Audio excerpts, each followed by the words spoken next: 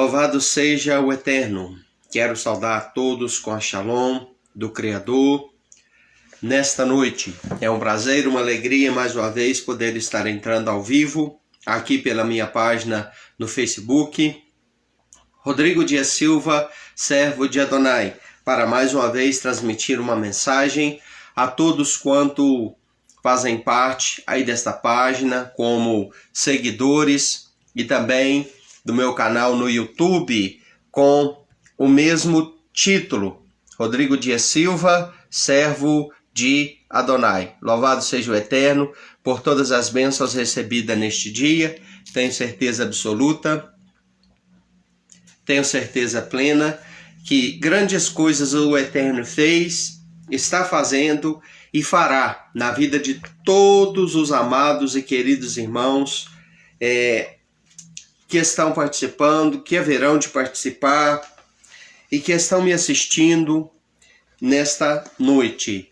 Louvado seja o Eterno. Estou aqui com a Bíblia Sagrada e, como sempre, nós temos aqui uma mensagem inspirada, fruto de reflexão, de meditação, que a gente vai fazendo durante o dia, durante os intervalos das mensagens, coisa que a gente tem que estar sempre fazendo todos os dias das nossas vidas, que é orando, buscando ao Eterno em oração e também lendo a palavra, buscando orientações para os dias difíceis em que estamos vivendo.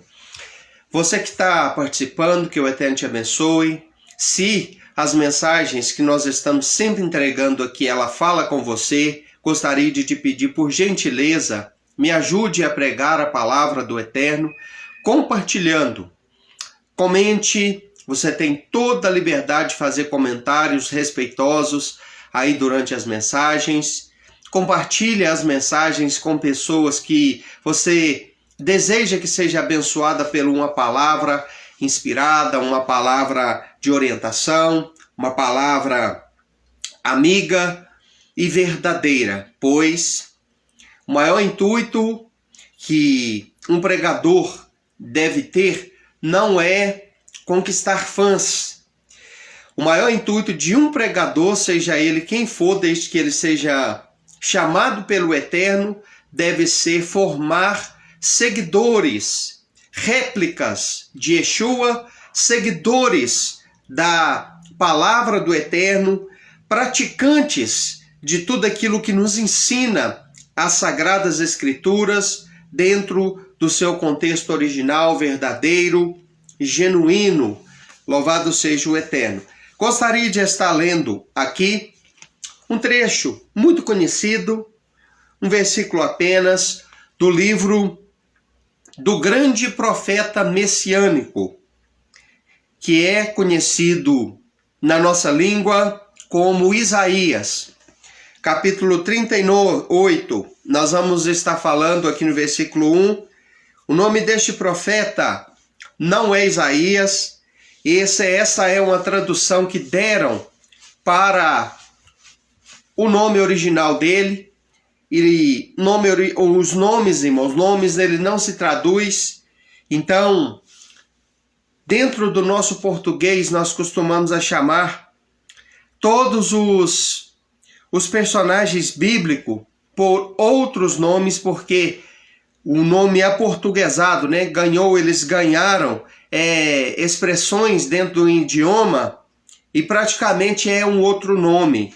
Então, o nome de Isaías, o nome verdadeiro deste judeu, deste personagem israelita, é Yeshayahu, ou seja, o profeta Isaías. No capítulo 38, versículo 1, nós vamos ler o que o Eterno disse a um homem que nós chamamos de Ezequias, mas o nome deste homem é Hisquiyahu, é o rei Ezequias, né? Então o nome dentro da língua hebraica ele muda demais. Por volta deste tempo, Yesquiarro, ou seja, Ezequias, adoeceu a ponto de quase morrer. Yeshayahu, ou seja, o profeta Isaías, o profeta filho de Amós, veio até a ele e lhe falou: Eis que Adonai diz: ponha a tua casa em ordem, pois você morrerá. Amém. Glorioso e eterno Senhor Adonai, eu quero introduzir esta oração, esta mensagem, esta reflexão com uma oração. Em primeiro lugar, eu te agradeço pela oportunidade de estar aqui vivo e com saúde, tendo também minha família nas mesmas condições, e poder falar aqui para outras pessoas nesta noite. Eu venho pedir que o Senhor estenda as suas mãos para abençoar a todos os teus filhos, a todas as tuas filhas, a todo o teu povo que aqui se encontra e que vai, Senhor, entrar posteriormente para assistir esta mensagem. Que esta mensagem, Senhor, ela possa, ó Adonai, querido Criador de todo este imenso universo, que ela possa alcançar vidas, despertar vidas e ajudar pessoas neste momento difícil que estamos enfrentando neste mundo e principalmente na nossa nação. Obrigado por todas as tuas bênçãos. Fala conosco de uma forma grandiosa, no nome de Yeshua. Amém. Lemos aqui então, irmãos, a história de um rei. Um rei que se encontrava enfermo, doente e passando por um momento de provação extrema, de muita dificuldade, pois a guerra estava à porta ali no seu reino e para piorar a situação daquele rei que tinha que tomar decisões, que tinha um reino a cuidar, que tinha um povo a zelar e que tinha responsabilidades inimagináveis, tanto com a sua família quanto com a nação de Israel ali naquelas épocas. Então aquele homem, irmãos, que apesar de estar enfrentando a guerra, enfrentando problemas externos terríveis, enfrentava também um problema gravíssimo, que era uma enfermidade, conforme a gente vê descrito aqui, era uma enfermidade mortal, ou seja, era algo fatalístico, era algo incurável, era algo que estava levando pouco a pouco ao rei Ezequias a morte.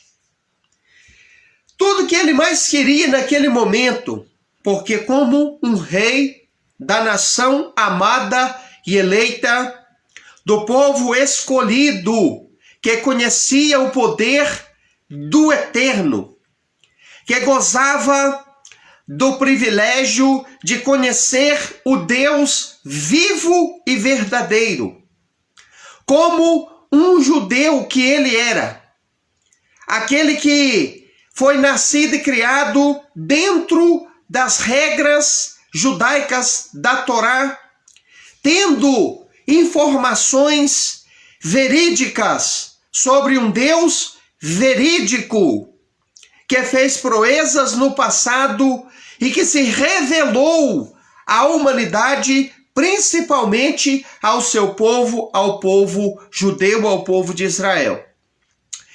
Ezequias, então, meus queridos irmãos, ele esperava uma ação da parte deste Elohim, deste Deus, que tinha operado coisas antes dele, tremendas e muito especiais. Com certeza ele tinha acesso à parte do Tanar, à Torá que existia naquela época. E ele podia ler dentro da Torá coisas tremendas a respeito dos feitos de Elohim.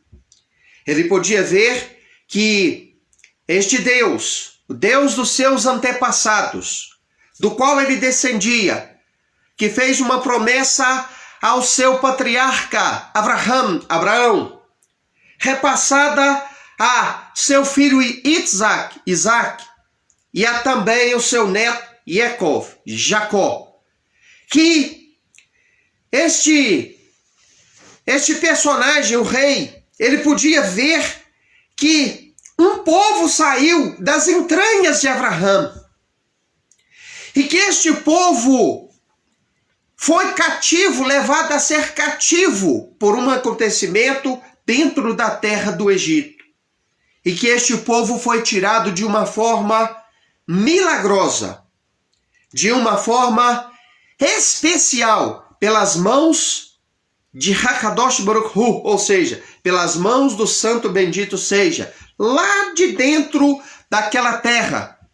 O Eterno retirou-os dali, fez deles um grande povo, fez daquele povo cativo uma nação grande e numerosa na face da terra.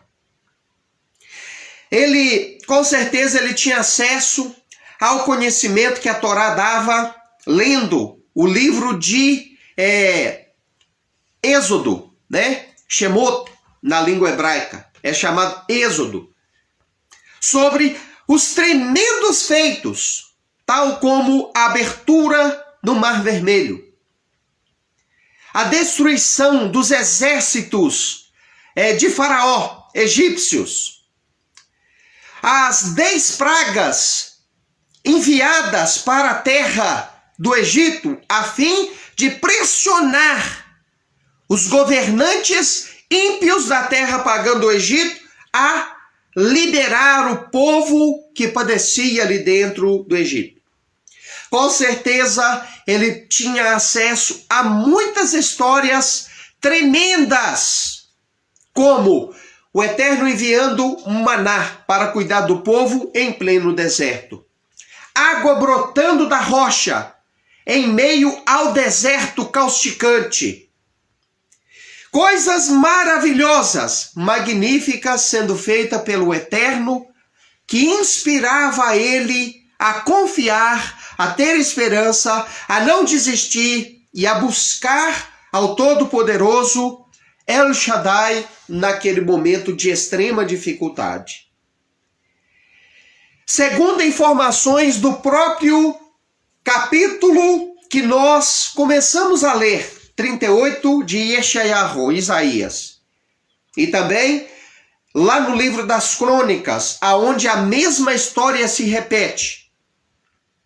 Ele estava com uma enfermidade mortal. Segundo o texto, ele estava com uma úlcera em uma determinada parte do seu corpo. E nós sabemos que essa úlcera possivelmente podia ser um câncer, né? Que é a palavra para úlcera, muitas das vezes dentro da Sagrada Escritura. Ou seja, era algo que não tinha cura, era algo mortal. Tudo que ele mais queria, então, era ali a presença do Eterno, uma bênção, uma brachá da parte do Eterno, para poder sair daquela situação tão complicada em que ele estava. E então ele ficou sabendo que estava adentrando ao palácio um homem que não era um homem comum. Quem era este homem? Yeshayahu, o grande profeta messiânico Isaías.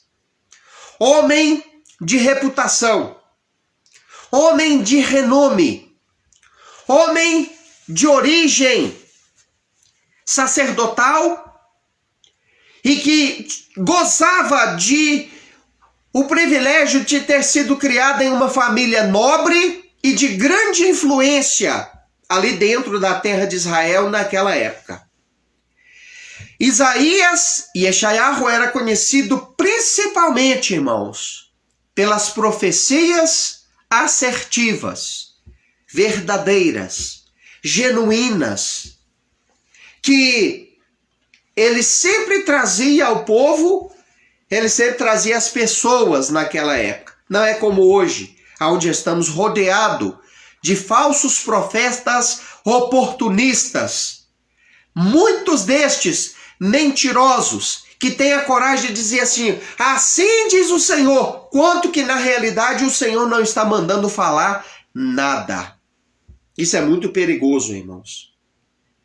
Se você ler o capítulo 23 de Jeremias, você fica, irmãos, impressionado em ver os critérios, o quanto que eles são, irmãos, profundos, e as exigências da parte do Eterno para um profeta ser realmente reconhecido dentro da nação de Israel como um profeta. E o risco que um falso profeta corria. Naquela época, irmão, você que está assistindo, uma pessoa que dizia assim, olha, assim diz o Senhor, e ela profetizava, e aquilo não acontecia, irmão, ela corria o risco de ser morta por apedrejamento. Esta era a sentença para uma pessoa que profetizava em nome do Eterno e dizia, a famosa expressão, usava a famosa expressão, assim diz o Senhor, e aquilo não cumpria.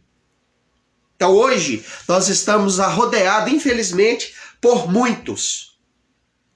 Muitos. Não quero dizer que todos, porque por um lado a Bíblia diz claramente sobre o perigo das falsas profecias e nos conclama a examinar as profecias antes de crer nela. Por outro, elas dizem lá na carta que Shaul, ou seja, o apóstolo Paulo, conhecido como apóstolo Paulo, né? Shaul Rachalia, Paulo, o emissário. Ele disse assim, 1 Tessalonicenses 5, 19, ele disse assim, não desprezeis as profecias. Então, por um lado, a Bíblia Sagrada nos manda a olhar com critério, com atenção, para as profecias e examinar, provar, para ver se aquilo é da parte do Eterno ou não. E a mesma Bíblia Sagrada, por outro lado, ela nos manda, irmãos, não desprezar as profecias. Então, a Bíblia afirma que existem sim as profecias e que o Eterno usa sim pessoas para nos falar a respeito de coisas que ele quer revelar, mas a mesma Bíblia nos exorta a não crer de cara, assim tão rapidamente, em tudo o que se diz em nome de Deus. Então, ali estava adentrando ao palácio, a corte real, aquele profeta. Com certeza a visita dele, a presença dele, trouxe esperança para Yeshayahu, para Yermiyahu, né? Ou seja, para Ezequias ali naquele momento. Então, irmãos, ele adentra, mas a palavra não era do jeito que ele queria ouvir. Irmãos, às vezes a palavra não é como nós queremos ouvir. Às vezes a palavra não é conforme nós desejamos. Às vezes o que Deus tem para falar conosco não é aquilo que queremos ouvir, é aquilo que precisamos. Nós temos que entender isso. Nós temos que ter isso em mente. Você que está aí do outro lado, necessitando às vezes de uma palavra, que tem buscado uma resposta, o nosso Deus, ele fala assim.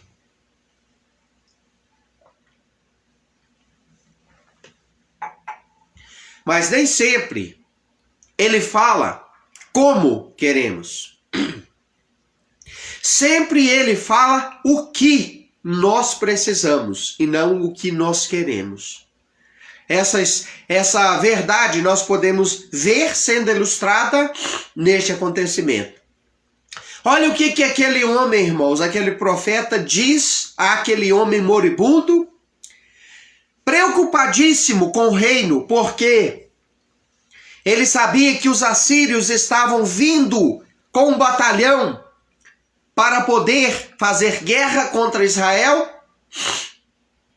Ele sabia que a guerra estava à porta, o inimigo não era fraco, o inimigo era forte. E além do mais, como ele estava enfermo. E a enfermidade era para a morte.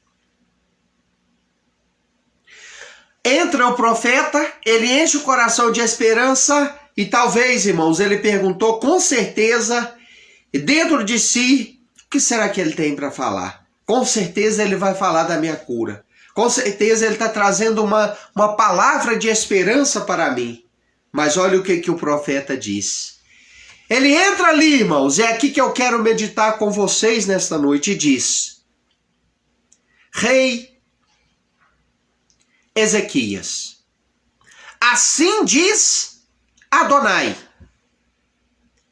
coloca a tua casa em ordem, porque você vai morrer. Coloca a sua casa em ordem, porque morrerá e não viverá. Queridos e amados irmãos, dentro do contexto bíblico, nós encontramos várias expressões para casa. Casa dentro da Bíblia Sagrada às vezes pode representar a família. Ou seja, coloca a sua família em ordem. Ordena a sua família.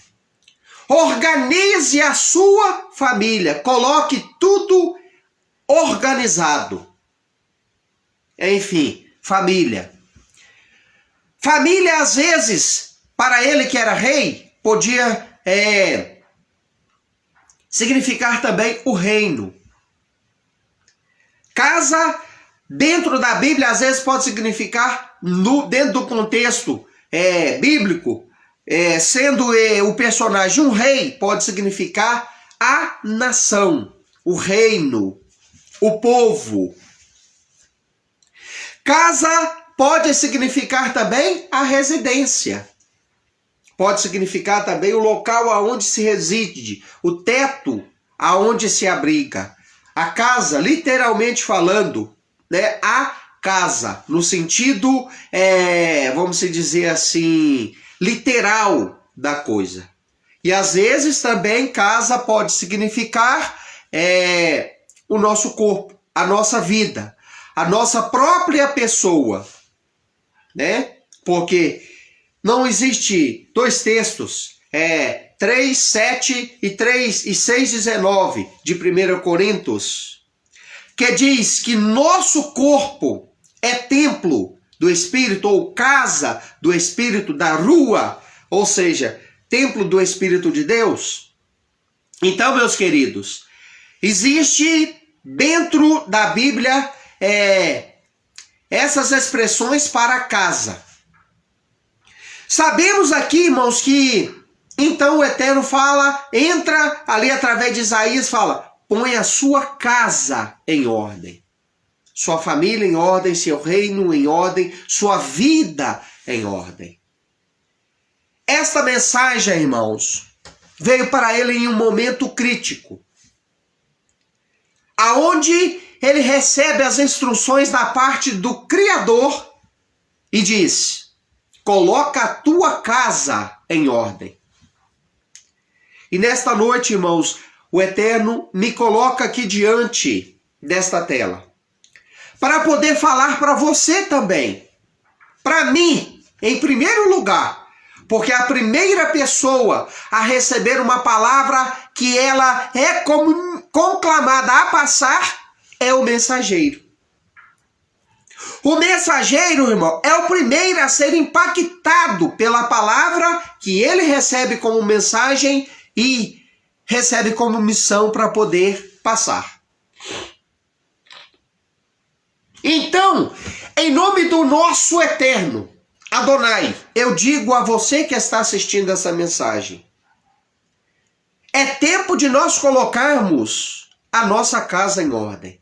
Nossa vida, nossa espiritualidade, nosso eu, nosso ser interno, nossa comunhão com o eterno, nossa individualidade, nosso corpo como templo, como casa. É tempo de nós fazermos uma reflexão, olharmos para dentro de nós e dizermos o que precisa ser colocado em ordem na minha vida. O que precisa ser ajustado em minha vida. Em que área eu preciso colocar as coisas em ordem? É tempo de nós fazermos isso, meu amigo, minha amiga, meu amado irmão, você que é simpatizante da mensagem, que está sempre assistindo as minhas lives. É tempo de nós fazermos essa reflexão. É tempo de nós olharmos para a nossa família, que é a nossa casa também. Para os nossos filhos, para o nosso cônjuge, para as pessoas que estão ao nosso redor. É tempo de nós olharmos para eles e tentarmos dar o último alerta. Porque nós estamos na última hora, meu irmão. Nós estamos chegando em um ponto crítico da humanidade, aonde nós temos pouco tempo. Este pouco tempo para o eterno, ele pode ser, meu irmão, ainda, vamos se dizer, longo. Para nós também, mas também pode ser mínimo. Eu não quero dar tempo, dar data, dar previsão de nada, porque eu não sou muito simpatizante destas coisas. Mas olhando para a Bíblia, um ano para o eterno, para Deus, é como 1000 anos. Num dia, né, melhor dizendo, é como 1000 anos. E 1000 anos é, muitas das vezes, como um dia. O eterno lá de cima pode estar olhando e dizendo assim, olha, o tempo está curto. E este tempo para nós, irmãos, às vezes ele pode chegar a 1 década. Ele pode chegar a 2 décadas, 3 décadas, ou até mais um pouco, não sei. Mas, olhando para as profecias, olhando para o que já cumpriu e o que ainda falta para cumprir, que é muito pouco ainda, irmãos, nós podemos concluir que temos pouco tempo. Não sabemos quanto, mas temos pouco. E isso, irmãos, é motivo para eu e você não desesperar, mas fazer uma coisa, sabe o quê? Colocar a nossa casa em ordem. Organizar tudo o que precisa ser organizado. Preparar tudo o que precisa ser preparado. Sabe, meus irmãos, o que nós devemos fazer neste momento? O que o rei foi conclamado a fazer naquela época? Arrepender. Colocar a casa em ordem é fazer aquilo que o judeu aprende como techuvá. O que é techuvá? Um retorno para Deus baseado em um arrependimento sincero, baseado, irmãos, acima de tudo, nos ensinamentos genuínos da Bíblia, da palavra de Deus. É um retorno àquelas origens deixadas pelo Criador. É isso que nós estamos precisando. É isso que nós temos que fazer. Este retorno, irmão, ele é feito todo dia, precisa ser feito todo dia. O arrependimento, este conserto, esta organização da casa, é algo que precisa ser feito a todos uns instantes, todos os dias da nossa vida. Com certeza, irmãos, a sequência do texto mostra o que Ezequias fez diante daquela palavra, diante daquela mensagem que foi impactante para ele. A Bíblia Sagrada diz que naquele momento ele virou o seu rosto para a parede. Sabe o que significa isso, irmão? Virar o rosto para a parede? Significa tirar a atenção e o foco de tudo aquilo que está ao meu redor.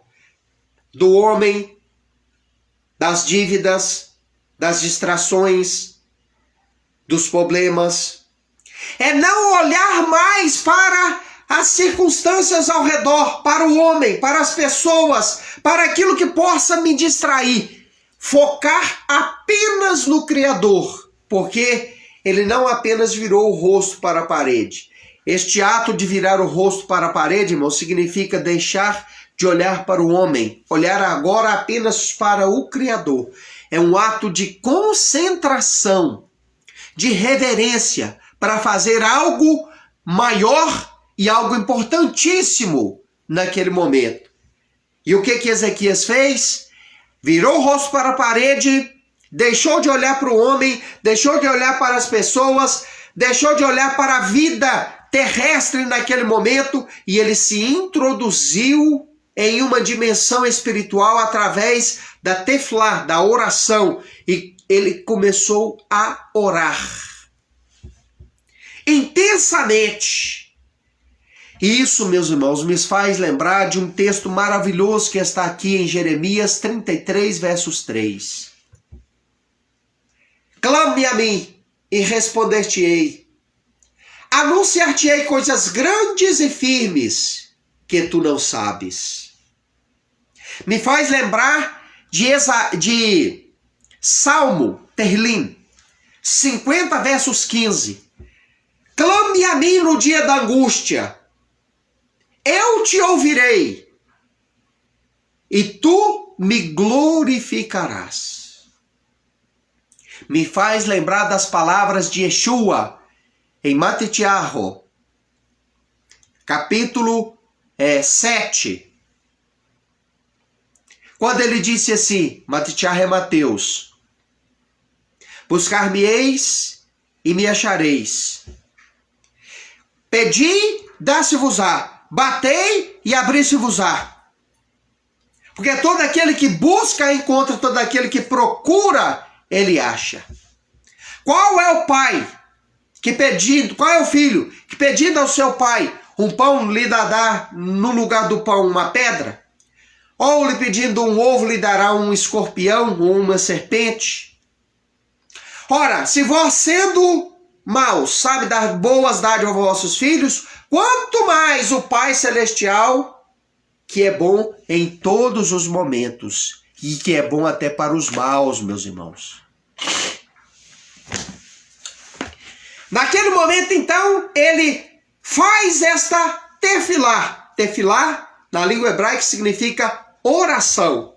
É o ato do homem, criatura, se desprender da matéria, elevar-se na condição espiritual em oração a uma dimensão paralela a essa, a qual pode ser acessada pela fé e por este ato tão nobre que é o ato da oração, da prece, que abre portais dimensionais e que leva a criatura à presença do Criador por intermédio de um novo e vivo caminho conquistado pela morte de madeiro que Yeshua HaMashiach, aqueles que nós conhecemos, o Ocidente inteiro, o Brasil, chama de Jesus, porque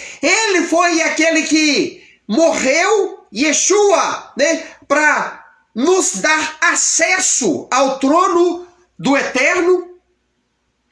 E por intermédio, irmãos, do sacrifício dele, das orações, nós entramos na presença santa de Hashem, ou seja, daquele que tem o santo nome. Bendito seja o nome do Eterno.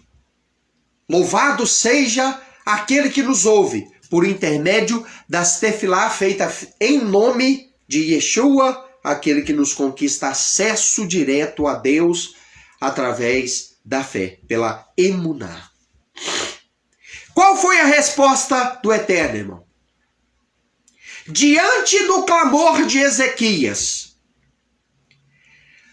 Irmãos, a oração ela muda a história do homem.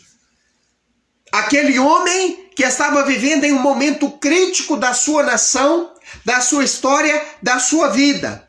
Aquele homem que estava enfermo e prestes a partir para a eternidade, passar de uma dimensão terrestre para a dimensão espiritual eterna. A Bíblia Sagrada, ela diz, irmãos, que ele, ao orar, confessar seus pecados, pedir perdão, se arrepender amargamente. Porque, irmãos, aquela não foi uma oraçãozinha de 5 minutos, de 5 segundos que se faz corriqueiramente. Não, irmão. Ali, a Bíblia fala que ele clamou ao Eterno com lágrimas. Que ele chorou amargamente. Leia a sequência de Isaías 38 e você vai ver essa história sendo narrada. Há momentos, meu amado e querido irmão, você que está aí, com medo do que vai acontecer com a nação, com medo do que pode acontecer no cenário político, econômico, social da nossa nação. Você tem razão e motivo para se preocupar sim, mas não perca o equilíbrio. Eu também estou preocupado, mas não quero e nem vou abandonar de forma alguma o equilíbrio, a sobriedade e a fé. Aquele homem então clamou e o Eterno ouviu. Se eu e você clamar, o Eterno também vai ouvir. Pois o personagem, ele morreu, mas o Deus do personagem continua o mesmo. A bondade deste Deus é a mesma. A misericórdia deste Deus continua sendo a mesma. Ezequias, depois disso, ele faleceu como todo ser humano. Chega um dia que ele parte mesmo.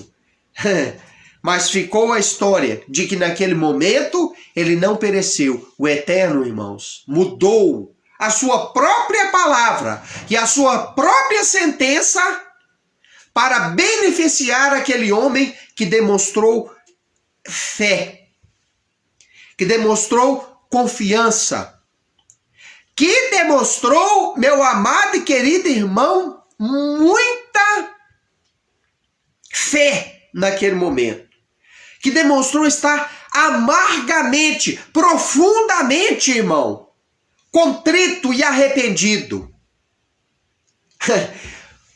Olha bem, irmãos, o que a oração sincera pode fazer? Ela pode provocar uma mudança, irmão, na nação, na vida de um indivíduo, na família. Ela pode, irmão, fazer até a própria palavra, a sentença do Criador mudar. Se ele quiser, pode. Então, irmãos, aquele homem que tinha aquela sentença de morte que foi pronunciada pelo profeta, chora, ora, implora, suplica com sinceridade. O que o Eterno olha, irmão, vê, e o que faz toda a diferença é a sinceridade com a qual nós clamamos a Ele. Uma oração para ser ouvida, irmão, não precisa ser longa demasiadamente. Uma oração para ser ouvida não precisa ser feita com palavras maravilhosas, inaccessível, ó sublime, ó estupefendo, ó isso, ó aquilo outro. Ouça! E não precisa arrumar um vernáculo polido, ter um vernáculo polido. Uma oratória fabulosa para convencer o Criador. Não, irmão. Sabe o que precisa? Sinceridade, humildade, fé. Uma palavra, irmão, genuína. Uma oração espontânea, genuína, verdadeira, recheada de humildade, arrependimento e sinceridade. É isso que está faltando. E é isso que precisa para que o Eterno mude um quadro, traga uma resposta, mude a história, faça uma grande mudança acontecer na atmosfera espiritual e chegar até a nossa vida. É isso. Então, diante desta oração que foi feita com toda sinceridade, o que aconteceu? O Todo-Poderoso, quando Isaías lá ia saindo, falou com ele novamente. Volta lá, Isaías. Volta lá, Yeshayahu. Volta lá, meu servo. E fala para aquele rei que chora amargamente e me implora perdão. Implora mudança. E pede para mim reverter o quadro. Fala para ele que eu estou revertendo o quadro. E que ao invés de morte eu estou dando a ele vida. Volta lá. Então o profeta volta, anuncia isso para ele ficar tranquilo e diz: pega uma pasta de figo, coloca no local onde estão as úlceras e o Eterno vai fazer uma grande obra na sua vida. E mais 15 anos te são acrescentados. Irmão, o cerne desta mensagem, para concluir e finalizar, coloca a sua casa em ordem, meu irmão. E serve para mim. Eu estou olhando para este aparelho agora, estou vendo, não você, estou vendo a mim. Eu falo para mim mesmo, coloca a sua casa em ordem. E diga em nome do Eterno, para você que está assistindo esta mensagem, coloca a sua vida nos trilhos. Abra mão deste vício, porque os vícios nos separam do Criador. Seja ele o cigarro, o alcoolismo, o excesso de alcoolismo, seja ele a pornografia, o adultério, a mentira, a corrupção, as ilicitudes da vida. Por quê? Porque tudo me é lícito, mas nem tudo me convém. O que te separa do Criador? É essas coisas que você precisa excluir da sua vida. O que te afasta do Eterno? O que coloca a sua vida na condição desordenada? Vamos lembrar, irmão, da palavra que Isaías disse. O tópico da mensagem: põe a sua vida em ordem. Não quero profetizar morte na vida de ninguém, mas devemos todos nós estar certo de que esta é uma das únicas certezas que nós temos. Morreremos e não viveremos. É a realidade. Todos nós, irmãos, viemos com prazo de validade. É igual aquele produto da prateleira lá no supermercado. Cada um deles tem um código de barra, uma identificação, e também tem uma outra coisa em comum. Tem ali um selo que mostra quando é que aquele produto foi fabricado e quando é que aquele produto ele vai ter que sair das prateleiras, ele vai perecer, ele vai chegar ao fim da sua vida útil. Assim é o ser humano, meu irmão. Essa é uma certeza que nós devemos ter. Então, como que você está? Como que nós estamos? Como que está as nossas vidas? Como que nós estamos diante do Criador? Saiba, irmãos, que existem algumas coisas importantíssimas para nós colocar nossas vidas em ordem. A nossa casa em ordem. A primeira delas, você crê no testemunho de Yeshua como Salvador da sua vida? Você recebeu este testemunho dele? Você crê nele como Salvador da sua vida? É a primeira. É a primeira. Segundo, se você disse assim, olha, sim, louvado seja o Eterno por isso. Agora, se você disse não, eu te conclamo a recebê-lo como Salvador da sua vida, como Senhor da sua vida, a seguir os exemplos dele, porque este é um passo importantíssimo. Reconhecer o sacrifício de Yeshua. Reconhecer ele como o Mashiach. Porque está escrito, João 3,16, porque o Eterno, Elohim, Deus, amou o mundo de tal maneira que deu seu Filho unigênito para que todo aquele que nele crê não pereça, mas tenha a vida eterna. Segunda coisa importante. Você crê em Yeshua? Sim. Recebi ele como meu Senhor e Salvador. Agora, meu amado e querido irmão, a segunda coisa importante que nós devemos fazer para colocar a nossa vida, a nossa casa em ordem, não é apenas crer intelectualmente, mentalmente em Yeshua ou em Jesus, para você entender de quem eu estou falando. Yeshua, quando eu refiro a ele e digo Yeshua, eu estou dizendo Jesus. Não é apenas você gostar dele. Não é apenas você aceitá-lo e recebê-lo como Senhor e Salvador da sua vida. Aceitar Yeshua ou Jesus, irmão, é você adotar o estilo de vida dele. É você incorporar o estilo de vida que ele viveu e ele te ensinou a viver. Sabe por quê, meu irmão? Está escrito. Ele disse: aquele que me ama guardará também os meus mandamentos.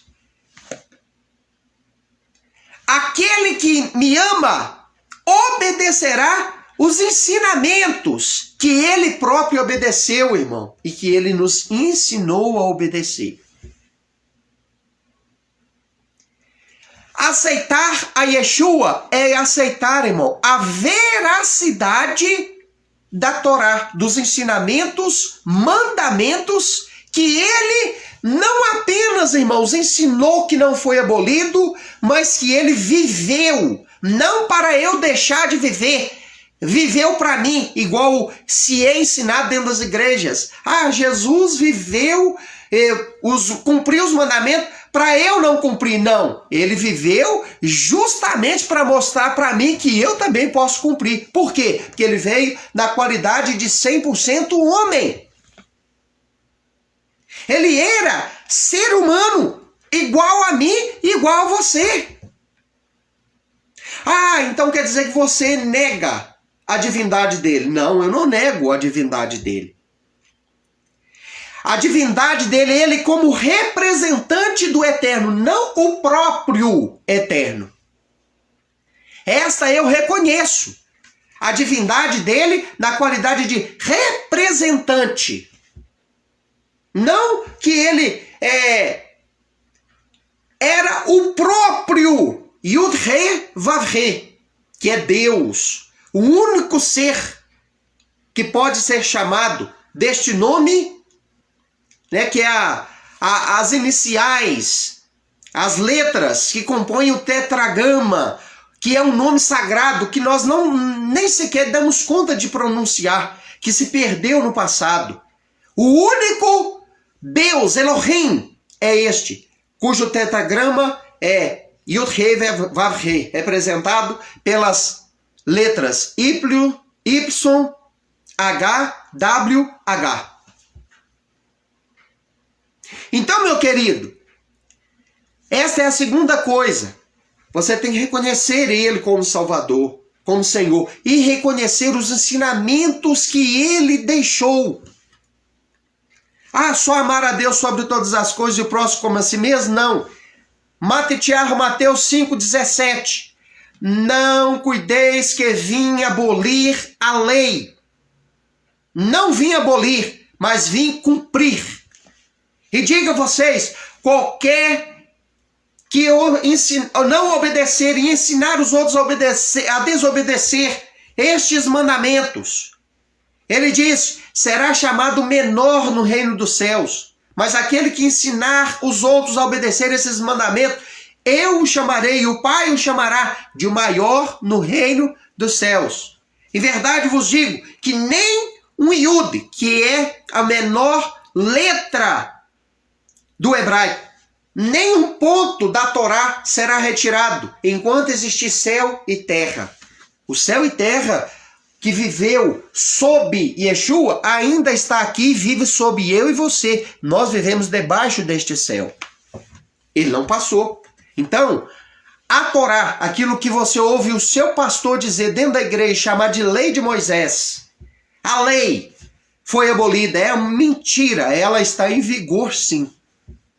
Não está para a grande maioria, como não esteve para mim, porque a teologia cristã diz que não está, e eu acreditei mais na teologia cristã do que na palavra de Deus. Não está, meu irmão. Se está, então não existe pecado e não existe condenação. Por quê? Porque o que nos aponta o pecado é a lei. É as instruções da Torá que condenam o pecado e aponta o que é pecado. E sendo assim, não existindo pecado e não existindo a Torá, os ensinamentos, as instruções do Criador, a lei, conforme as pessoas gostam de dizer, né, não está certo, mas para você entender o que é Torá, então, irmão, não tem condenação. Porque aonde não há lei, não há pecado, não há transgressão. Então tem sim, irmãos. Está tudo em vigor. É lógico que é dentro da sua interpretação, do seu entendimento correto. Então, você está obedecendo os mandamentos? Isso é colocar a casa em ordem. Um dia um homem que estava com a vida toda desordenada fez a seguinte pergunta para Yeshua. Bom mestre, o que eu vou fazer? O que eu hei de fazer para herdar a vida eterna? Olha bem, irmãos, se ele estivesse fazendo uma pergunta nos dias de hoje para qualquer líder, para qualquer crente, o que o crente diria? O que o líder religioso dos dias de hoje diria? Você já aceitou Jesus como seu Salvador? Era isso que as pessoas iam dizer hoje. Mas olha o que o próprio Yeshua disse. Ele não disse assim, olha, me aceita como seu único e suficiente Salvador. Não. Sabe o que ele disse? Para a pessoa que queria, o jovem rico, né? Que queria saber o que ele deveria fazer para herdar a vida eterna. Ele disse assim, guarda os mandamentos. Você sabe os mandamentos? Ou seja, ele estava mostrando para ele que para entrar no reino, nós precisamos guardar os mandamentos da palavra. Nós precisamos obedecer as instruções do Deus dele. Porque Yeshua, quando ia orar, ele orava a Deus, ele tinha um Deus. Olha a oração do Pai Nosso, Mateus 6. Pai Nosso que estais no céu. Ele estava se dirigindo ao Pai, ao Deus dele. ele orava a alguém maior do que ele. Ele não orava a ele próprio. Ele orava ao Pai. Ele tinha um Deus. Então, ele estava ali ensinando, falando dos mandamentos, a necessidade de obedecer os mandamentos para o filho pródigo, que queria saber o que deveria ser feito para herdar a vida eterna. Então, meu querido que está me assistindo, reconheça o testemunho de Yeshua, sim. Reconheça, porque vale sim, é válido. Ninguém chegará perante o Eterno e terá salvação sem reconhecer o sacrifício de Yeshua como Mashiach. É somente Ele e por Ele que nós, irmãos, teremos o privilégio de ter nossos pecados perdoados e herdar a salvação em vida eterna. Mas, por favor, irmão, lança fora essa mentira, essa doutrina mentirosa de que os mandamentos é coisa para judeu, é coisa do passado, que Jesus veio, né, para abolir a lei, que esse negócio de Torá é coisa de judeu. Irmão, pega esses ensinamentos, joga esses ensinamentos na lata de lixo, porque isso não é verdade. Isso é teologia. Teologia é um conjunto sistemático de doutrinas que falam a respeito de Deus, mas que é fruto da imaginação filosófica do ser humano. São teorias que se transformam em teologia, que significa estudo sobre Deus, tratado sobre Deus, ensinos sobre Deus, mas que não quer dizer, irmãos, que está correto, que é 100% confiável. Não! Essa teologia, irmão, é fruto do concílio de Niceia. Padres, bispos, papas que elaboraram, pastores seguem ela. Você que é pastor aí e que desce a marreta na Igreja Católica Apostólica Romana, você não gosta, você fala contra isso, aquilo, outro, mas você segue as doutrinas deles. Você segue essa teologia, você não está lá dentro do templo deles, associado a eles, mas a sua doutrina é praticamente a mesma. Para de ensinar isso para o povo. Não basta apenas aceitar Jesus, gostar de Jesus e pronto. Desobedecer os mandamentos. Ele falou: aquele que vem a mim de maneira nenhuma eu lançarei fora. Sim, é verdade, mas ele também disse que aquele que me ama, que ama ele, guardará, obedecerá os meus mandamentos. E não vem falar que os meus mandamentos é só amar a Deus sobre todas as coisas e o próximo como a si mesmo. Não, irmão. Esta síntese, ela não é uma síntese que exclui tudo aquilo que o Eterno deu no passado, não. Yeshua não veio abolir nada, absolutamente nada. Então, irmão, para concluir, voltar ao cerne da mensagem. Amado e querido irmão, é importante nós colocarmos nossa vida, nossa casa, nossa família, nosso eu, nossa espiritualidade, nossa individualidade, tudo em ordem. Por quê? Porque nós não sabemos o que pode acontecer. Irmão, nós estamos diante de um barril de pólvora. O cenário político do nosso Brasil é um barril de pólvora. A nossa sociedade brasileira pode enfrentar, irmão, uma guerra civil. Não está acontecendo na Ucrânia e na Rússia? Por que isso não pode acontecer aqui? Tudo indica, irmão, que isso possivelmente vai acontecer. E se acontecer? Muitas pessoas, irmãos, que não tem nada a ver com o peixe, vão ser feridos e vão ser mortos. Pode ser eu, pode ser você que está aí me assistindo. Pode ser um parente nosso, um conhecido nosso. Tomara que não desejo isso, irmão. Não quero isso. Mas tudo indica que pode acontecer. Suponhamos que isso não aconteça.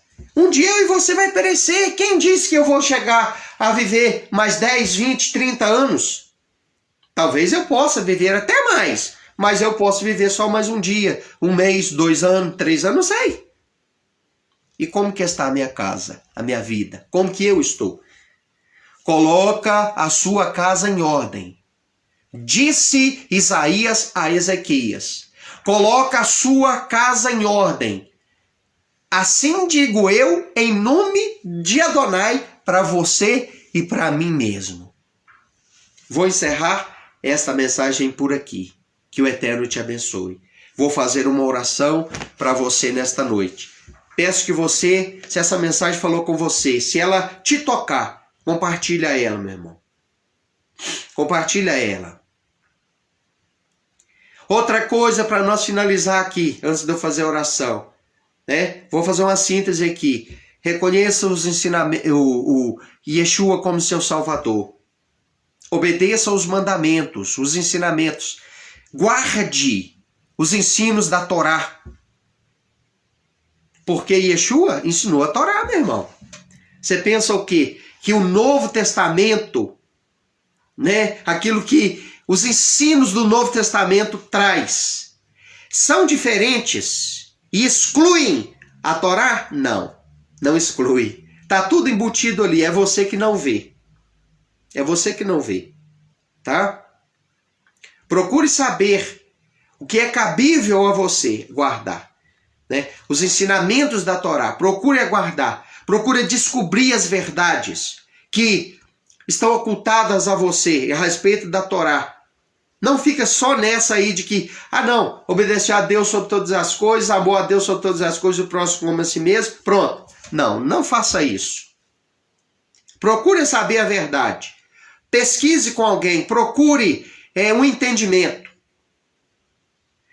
E outra coisa, meu irmão, procure a orar, a ler a palavra, a colocar em prática os ensinamentos que você tem aprendido. Isso é colocar a sua casa em ordem. Procure orar com e em favor dos seus filhos. Você que tem filho pequeno, assim como eu tenho. Procure estar bem com a sua esposa, e as esposas que estão me vendo, vão me assistir, procure estar bem com seus esposos. Se você está solteiro, procure viver em intimidade com o Eterno, na condição de solteiro, sem pecar, sem se entregar ao pecado. Santifica a sua vida. A santificação santifica a vida, o corpo, a alma e o espírito, meu irmão. Guarde as palavras do Eterno, em nome de Yeshua. Pai amado e querido, eu te agradeço por esta mensagem, pela vida dos irmãos, das pessoas que estão assistindo essa transmissão. Peço que o Senhor alcance e abençoe a todos, no nome de Yeshua. Meu Deus, o Senhor me conhece e sabe das dificuldades que tenho enfrentado, dos problemas, dos medos, das ansiedades e de todas as dificuldades, Senhor, que estamos passando em nosso Brasil. Ajude-nos, Pai. Livra-nos de tudo aquilo que não presta. Que nós possamos colocar nossa casa em ordem, sim. Porque não sabemos o que nos sucederá. Ajude-nos, Pai, a viver uma vida santa. Perdoa nossos erros, ó Adonai, nossos pecados, nossas falhas. Fala conosco a cada minuto, a cada momento, a cada instante das nossas vidas. Ajude-nos, Senhor, nos dias difíceis que estamos enfrentando. Conceda a cada um de nós, Pai, forças. Livra-nos da ansiedade, do medo e de todo tipo de desequilíbrio. Eu te agradeço e peço as suas bênçãos para a minha vida, a vida da minha família e a todos que vão assistir esta mensagem em nome de Yeshua. Amém. Que o Eterno te abençoe de uma forma grandiosa. Eu saldo todos com a Shalom. E que o Criador Todo-Poderoso te abençoe de uma forma maravilhosa. Yevarechecha Adonai vishmiecha. Yair Adonai Panavelecha Veruneka Viasem Lecha Shalom. Que o Eterno te abençoe e te guarde. Que o Eterno faça resplandecer o seu rosto sobre ti. Que o Eterno tenha misericórdia de ti e te dê a paz. Amém. Shalom. Boa noite a todos.